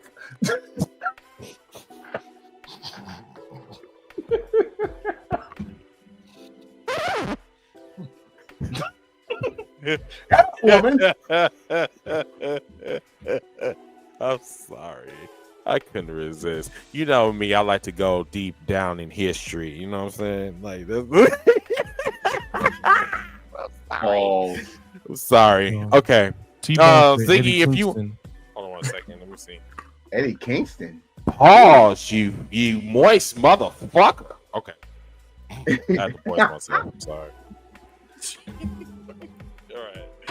All right. Continue, y'all. Go ahead with y'all list. A woman in the Hurt Syndicate? I think we all said Mercedes could have been in that. Or Queen Amidala. I think that is what they're missing. A female group. They need a woman. They need a first lady. Now I would have said like Queen Amanana. But Amanana is perfect. Yes. Amanana is perfect. She is. Yes. She's dope. She's dope as fuck. But I think it's too white for me. I mean, no. Hey. She's not. She's not. No, okay. Okay. When Athena speaks, because that's my bitch. I love her. I love her to death. But it's like when she talks, it's like she sounds It's a character. But again, she's just as much of a nerd as the New Day too. So you know. Okay. Most of the wrestlers are. I mean, come on. Sorry. I think real quick. I think if you are watching this, I did not mean that shit. I promise you, I did. It's just, it's just like if I'm blindfolded, it's like, wait a minute, is this God. Speaking of Queen Amanada, I guess I'm not making it any better. Okay. Speaking of Queen Amanada, Queen Amanada posted that she won the Deadlock title today. Nice. And then of course, EW. And then of course, Ultimo Money hops in the comments, and then Queen Amanada just posted "Go away" with a dude with a spray bottle. Period. Right. Because like when Monet comes into the comment section, you have to have some rage. Spray her away, like for real. Keep it real. Like, you cannot announce. You cannot announce that you want a belt. Do not announce that you want a belt on Twitter, because here she comes. You got to spray that rate. Look at this. Look at this. Now this don't even look right. Like, what is she doing in the back? She's trying to run because she got all that cake in her face. She's the queen. She can't see. No, that's cake in the face. She's a generational talent. That didn't sound right. Having cake in your face. She got cake in her face. That's all I'm saying. Well, you insinuating that she likes cake? Yeah. Yes. Pause. Excuse me. Ain't no pause. Right. It's only pause for me because I'm the only gay man that's in here not supposed to talk about 11 inches or cake in the face. Pause to you motherfuckers. Yeah, pause to y'all. Okay, anyway. Yeah. Right now. Okay. Now, you stop being messy down there, sir. No. No? No. Okay. Whatever. This man flat out said no. I was. You see light skins. You see his headline. Wishing I had cake in my face. There are chat lines. You can, you do live by an airport. You can take a. You can take a plane. You can charter a plane to Yoshi Island. If you remember, I'm not getting paid. Don't remind me, please. Yeah. Don't do that. Okay. All right. Okay. All right.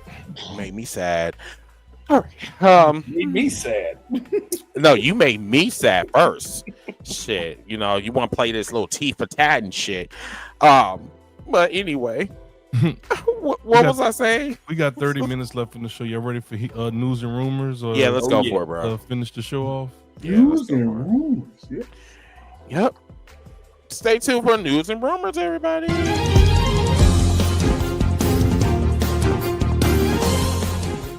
We're breaking down the latest buzz from backstage politics, surprise returns, contract drama, and all the dirt the big companies don't want you to know about. Whether it's AEW, WWE, New Japan Pro Wrestling, or any of your favorite indie scene companies.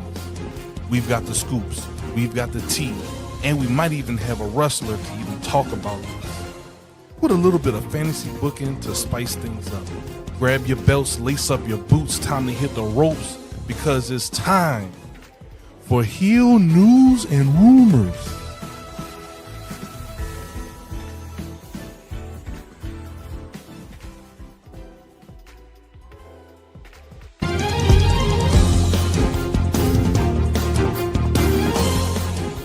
We're breaking down the latest buzz from backstage. Yeah, I think we are in the hey, heel news and rumors, everybody. So all of the controversy, all of the messy topics you guys want us to talk about, yes, we're going to talk about it on here to close the show. All right, let's talk about these clauses, non-compete clauses, even for singers and announcers. They can't escape the WWE MAGA narrative, I guess. So, you want to talk about Samantha? Oh man, I still can't believe that. Yeah. All right, So- yes, you later. My question is, it's a non-complete clause, right? She can't compete. When did she ever compete it? What match did she do? I don't remember her wrestling. That was a good question. And everybody, I have news for you. My Packers. It looks like they're about to. I'm right here. It took them since But 1970. it's only but 5 they more did it. minutes, so like Aaron Rodgers can be Aaron Rodgers, but right now I don't think so. I'm mad that I am missing that game. Oh my goodness, because I really wanted to see Aaron versus Jordan, but it's all good. But anyway, finish your thought though. My bad. I'm just saying, like, I don't remember her wrestling, so why she got a non-complete clause? It's 2 years. Why is it 2 years? First of all, why isn't it even a year? And why was it added on? Why is it even any days? She's an announcer. That don't make no sense. She signed it. Period. Right. Because she signed it. Because she signed it? Did she Because she even signed know it. about it? Of course she knew about it. The fuck? Why y'all think these people ain't reading their contracts? They don't. Because they don't. sign the contracts themselves. Bro, No, we find this out at the out of the fucking blue. Bro, it's like people, None of them signed contracts without agents. None It's of like them. people. No, it's And- like you agree on phone apps. Do you? And who the fuck was her Oh, agent? come on, bro. Come on. Don't even compare signing no doggone phone agreement to a wrestling contract. To some people, To a to real-life some contract. people that just sign contracts without reading them, and then they get mad when they can't do something like a certain. I don't know. I can't even talk about it because he's confusing me right now. You're right. You're right when it comes to jobs where you don't have representation that Yeah. Some people whose don't have job is to representation. she has representation whose job is to tell her, hey, before you sign this contract, here is the downside. The downside is you can't work for a competing organization for 2 years. She knew that. She ain't complained about it at all. We just heard about it and it's almost over. Or it's she's a year into it. But then don't She ain't make a complained fucking about it at all, comment. which means she already knew it was there. But then don't make a comment and like get sympathy for. Oh, I got 1 year. Like that's like shut the fuck up. You're saying it. You know what it is, Enforcer? It's the fact that they all had these dreams and aspirations and thought that when this contract was going to happen, that they were going to be living the time of their lives. And look, what do we always talk about? Real. What do we always talk about? The wrestling business is probably one of the most dirty, underhanded businesses there is. Okay. Yeah. You're not going to get pushed all the time. We just said that about Powerhouse Hobbs. Timing is everything. And there's not enough TV time in a 2-hour show to push everybody. Samantha, yes, was a ring announcer. But at the same time, she wanted to do more. And WWE said no. And then after she decides to leave, what do we start hearing? Kathy Kelly's in the ring preparing to do some matches here. The one female referee, she's wrestling in a mask in Evolve. You know, I just don't want y'all. Yeah, the referee, the white referee female, she's under the mask in Evolve. She's wrestling. Wow. I don't want y'all to misconstrue what I'm saying here, because I think it sucks. But here's the problem that people are missing when it comes to these agreements inside of these contracts. When she signed that contract, her intention was not to leave WWE. Yeah. She didn't sign that thing with that 2-year clause because she knew she was going to be out of WWE in 2 years or whatever it was, 5 years. And so that didn't matter to her. Yeah. There was no think.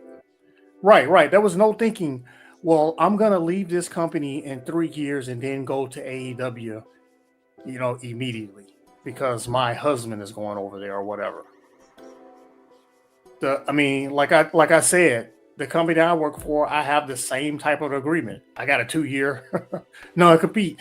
So it happens in most businesses on a certain level. When you get to a certain level in a lot of companies, they put those non-compete clauses in there. That basically AT&T don't want you to take their secrets over to T-Mobile, if you know what I'm saying. If you want to look at it like that. It's just different in pro wrestling because, we see things on the surface when it comes to pro wrestling. And the fact is, we think she's just a ring announcer. Why can't she go over there and be a ring announcer? Or she's just a wrestler. Why can't she just go over there and be a wrestler? Fact is, she signed the contract, and the contract says she can't compete. You can go do something else. I still think it's still bullshit though. But whoever foreseen this was going to happen to her, whoever thought that her husband was going to be fired from well, he wasn't fired, he was released. He wasn't fired. He wasn't fired. He just didn't resign with him. He knew he his love and passion for wrestling was dying. He said, I'm not resigning. I'm going to find my passion for it. And which he did, best work. She, she wanted to do more. But my thing, all right, you said she had a representation. Well, if she did have representation, y'all didn't read that good. There's no way, there's no way I'll take a 2-year. There's no way. Maybe a 90 days. Yes, you would. Yes, you would. No, the hell I won't. If I came to you and said right now, I will give you $1 million a year, but you have to sign this 2-year non-compete, you signing that thing yesterday. Sir, I'm working class. No, I'm not. No, I'm not. I'm working class. If I know you got the power to fire me. You got the power to fire me, and then I signed that contract. I can't work nowhere for 2 years. But you can. It doesn't say you can't work nowhere for 2 years. It doesn't say that. It just says you can't work in that same field for 2 years. You can do something else. You can do pro wrestling. You just can't appear on TV. Let's also bring this up. The only reason why we're bringing up the non-compete clauses is because of the way that it was brought up about Andrade's non-compete clause, which feels like it was pulled straight out of WWE and TKO's ass. You see what Ziggy said? Yeah, I'm signing it. I'm not gonna even hold you. Especially with health insurance about to go up. Like Mhm. people can't work for the the government is shut down. Everything's going up. Like we're in desperate times right now. We're on unprecedented times, to be honest with you. So we can't like say like we're not going to do something, especially living in 2025. So, but I get y'all point. I totally get. Speaking of Andrade, now people are trying to make rumors that he's supposedly coming back to WWE. What the hell is this? What it's getting crazy now. I swear. You know what? To be honest with you, this is now becoming the game. Now, this is becoming the game because I really honestly believe that Andrade is not serious. I think Andrade wants he wants attention, but he's getting in the worst way because now it's just it's ridiculous. If you go back to WWE, stay in WWE. Don't come back to AEW. I'm telling you, Go to the indies. Go to the indies. Do what you do. But all of this going back and forth and talk about, oh my God, they love me. I'm getting all the attention. I never had this attention before. It's very childish and it's not professional for real. So in like, the MC community, we call that club hopping. I hear you guys. Period. I hear you guys, but you're saying that from the point of view that Andrade is saying this. Andrade ain't said nothing. He's going on hiding right now. He ain't. No, he's not. He none of this has anything to do with him. No, he just started. He's joking around. Yeah, he's joking around now. He's joking around. Yeah.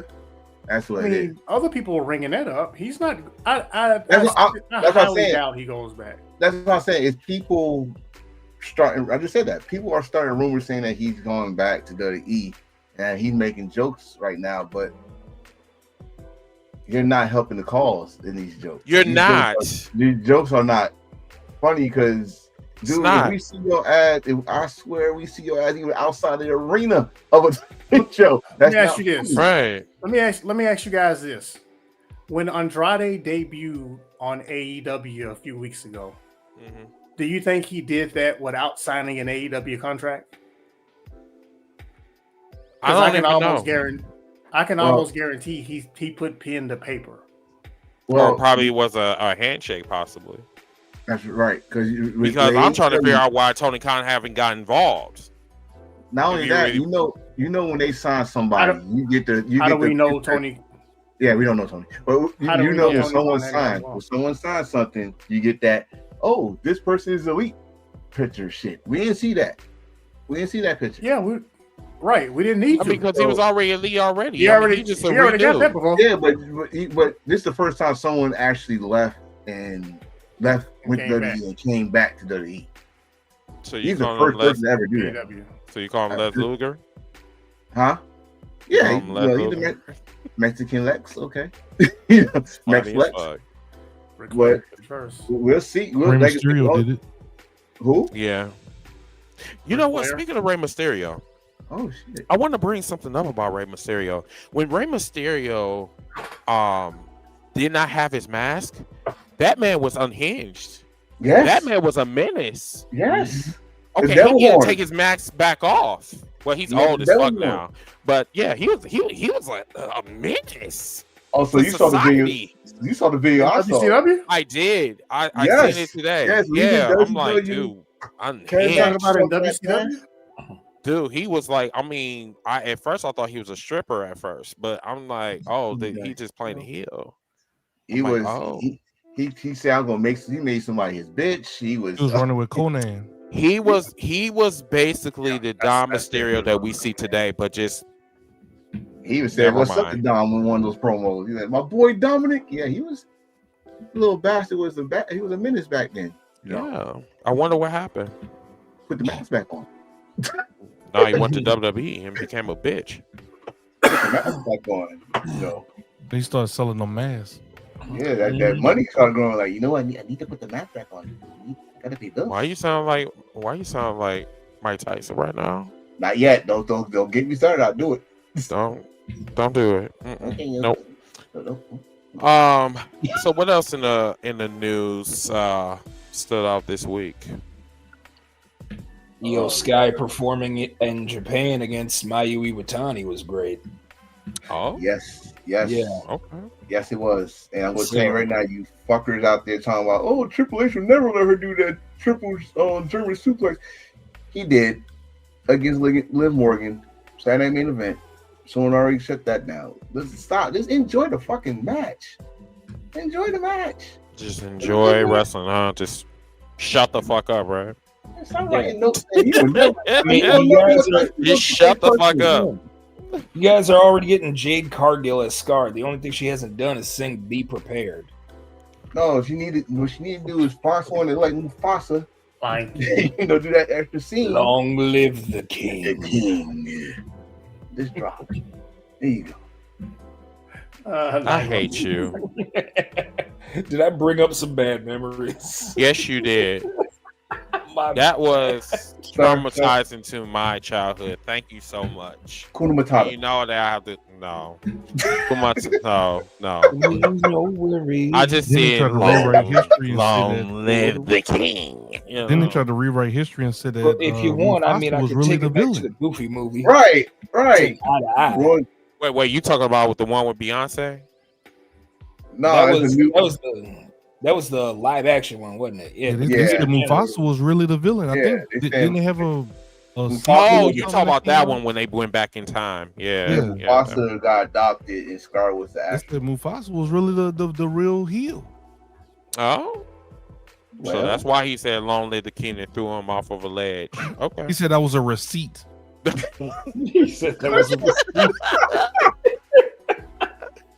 Hey, storytelling. Storytelling. It works in all phases of life, man. Right. Even in Disney. Damn. That's a Hilarious. receipt, though. God damn. Right. That is a receipt where bitch you ain't coming back. Shit. That's a receipt. That's crazy. Run, Simba. See you in hell, bitch. Oh man. Damn, that's fucked up. Let's see. What hey Cam, what's good? Hey, shout out to Cam from TikTok. He's a part of our community. Man, why are you up? Man, ain't you supposed to be at FedEx in the morning, man? But I appreciate you for watching us. Definitely check out our review show.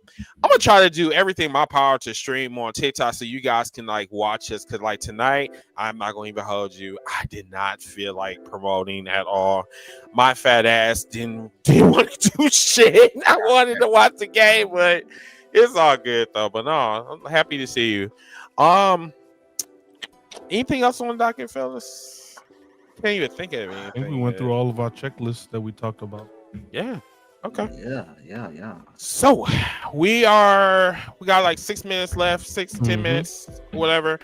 So we're gonna have final thoughts and we're gonna get you guys out of here. So once again, everybody, tune into the playback show. However, I do want to show you guys something. I actually let me see. I actually just uploaded not too long ago while we were on the podcast. So the last cookout that we had. Oh shit, wrong one. Okay. This one right here. Okay, so this cookout that we did 2 days ago, when we were talking about Joe's height and how he was moaning on the cookout, all the diabolical shit. It has been uploaded, so you guys can go and check it out under our special episode section. It is hilarious, so definitely go ahead and check it out. So any epic episodes that we have on the cookout, I will be uploading it. It was fucking 4 hours long, but I had to cut it in half. So, and also we do have chapters, so you guys can skip ahead and like y'all can check out the chapters, different chapters. I like broke it down or whatever. I'm actually looking at the channel now and see if it's there. But yeah, just wanted to let you know what type of content I just uploaded, and so we can get your final thoughts. So, quick question for you, Chris. Just for those that Sure. this is their first time seeing this, can you shout out the people in your thumbnail right here? Who Sure. are these individuals here in the photo with you? So this is our community on TikTok that we've been growing for almost 2.5 years. They are some really great people.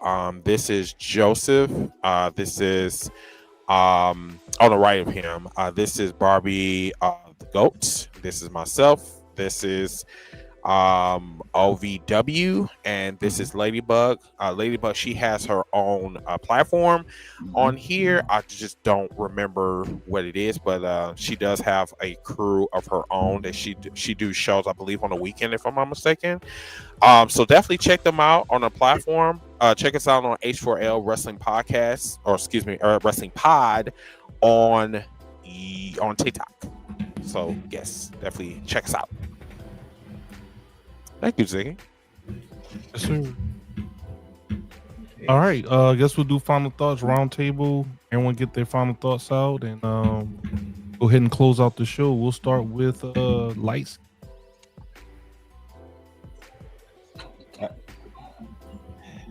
My final thoughts for the evening, just coming across other news that is going on right now. Adrian Peterson, who just got charged with a DWI, sit your happy ass down. All right, it's bad enough that, you know, in the later parts of your careers, we only know you for, you know, how you decide to discipline your child, which is, you know, your prerogative. I'm not going to tell you how to discipline your child, but now you're in DWI. Like, come on, just be a retired NFL player, start, you know, a nonprofit, and, you know, try and keep your name off of the Twitter sphere and all that. Secondly, when it comes to the pro wrestling fandom, I did a post about it earlier on Twitter. I basically said that it's mainly the IWC that doesn't make this fun anymore. That is why I'm glad I have these individuals, this group of people, along with various others, and you know who you are, I don't have to name you off, that keep me and keep my sanity intact.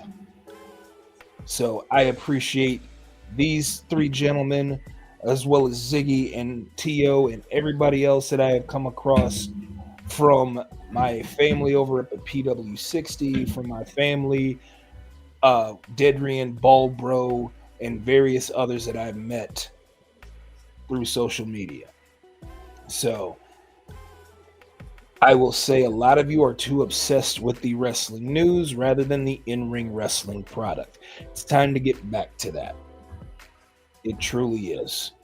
Because that is what's truly killing the business, is people who are too inclined to know about what's going on behind the scenes and things they can't control, rather than the things that they can control when being entertained by this business. And last but not least, as I said, I'm not getting paid as a government worker. I said this last week.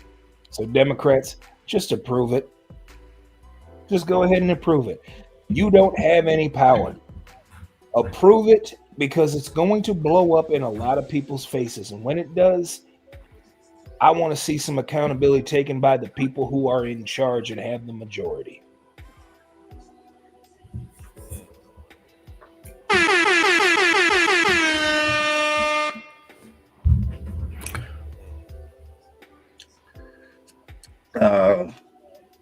I got two things. One, I said on the pre-show, or stage, how you want to call it. Rest in peace to Nick Mangold, former center of the New York Jets, passed away, kidney failure, 41 years old. If we are at that age where we gotta check ourselves before it's too late. So if you are 40 years old and plus, please make an appointment. Get yourself checked. Wrestling wise, it's a good time to be a wrestling fan, but remember that keyword, wrestling fan. Be a fan first. All right. Stop thinking that's because you got a phone. You are a journalist. You're not. Okay? You're not. You're a fan. Remember that. Stop buying tickets to these shows to try to embarrass the company and think people stupid that you're taking a picture before the show starts and say, "Oh, look how many people was in there," knowing that the show didn't start yet. All right, stop it. Stop it. Be a fan. Stop going to these conventions. First of all, get some goddamn deodorant. Start going to these conventions and thinking that because you bought a ticket there that the wrestlers there owe you something. Remember, you're a fan. Be a fan first. And then maybe you might move up the ladder and be close to these wrestlers or something like that. But again, just remember you are a fan. And that's all I gotta say. I'm done.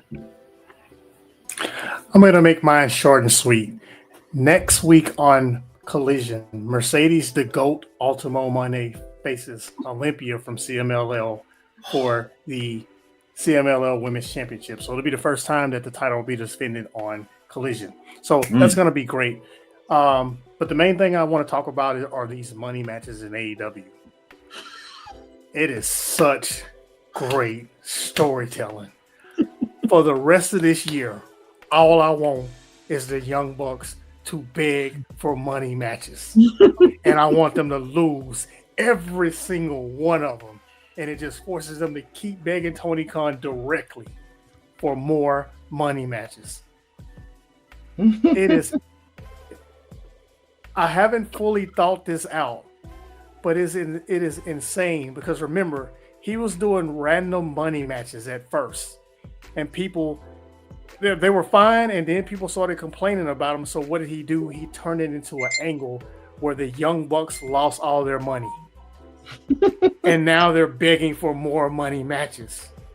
Jeez, you can't tell no story better than that. That is insane. Keep doing what you're doing. That's all I got.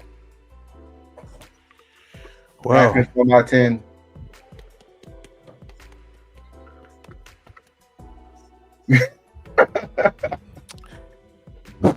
My Packers did today, y'all. Like, I don't know how. I'll check it out. I'll check out the reviews in a second. But Packers won for the first time in I don't know how long. It's been a long time since they won in Pittsburgh, so I'm happy about that. Yeah, I'm just, man, I'm so fucking happy for them. I really don't like talking about political shit, but I could really kind of feel like getting out of it at this point. We're not gonna have our health insurance anyway. I've been thinking about this like all day. About not having our health. We're gonna have our health insurance, but our premiums are going to go up. They're going to double. So I'm already paying like damn near $200 a month, like for my health insurance, and more than likely I'm probably be paying like $500 when it's all said and done. Right? We're going into unprecedented times, and when I mean unprecedented times, we're headed into a civil war. Everybody, believe it or not. If you don't see the writing on the wall, it's going to be right there in your face. And I hate to say this. This is not the time to be nonchalant and say, "Oh, well, this is not going to happen to me." If it doesn't happen to you, it's going to happen to somebody that you know, and it might be your significant other. So it's very important for you to keep your head on the swivel.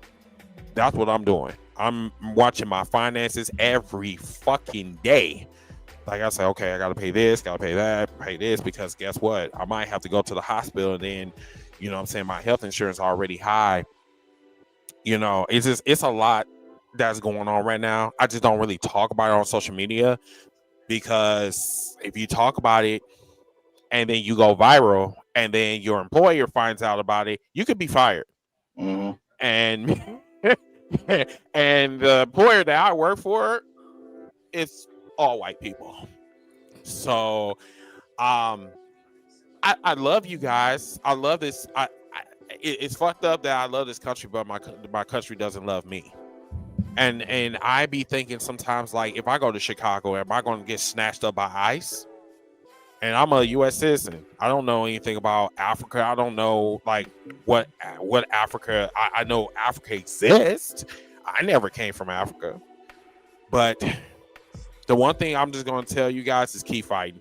Democrats, I'm with light skin about this. I'm with light skin on this. Like y'all lost y'all power a long time ago. It's either it's either we're gonna continue to keep suffering, or you're going to play this hide go seek game, because like this cat and mouse shit is not working for you. It's not going to end well. So you have about a week and a half to make up your minds, because time is ticking. I have to get health insurance, but I don't know. But keep fighting, everybody. Keep doing what you're doing. Everybody that that's shut down by the government, just keep praying. I'm praying with you. Light Skin already knows anything he needs, he got us, so he don't even have to worry. But yeah, I think do we have anything next week? Any pay-per-views next week? I don't know. Just that crappy Saturday Night Main Event, I think, is next week. Yeah. That's yeah. Anyway, we're 2 weeks away from Blood. We're a little over 2 weeks away from Blood and Guts. Correct. And I still don't know if I'm gonna go or not. I'm still, I don't know. I don't know.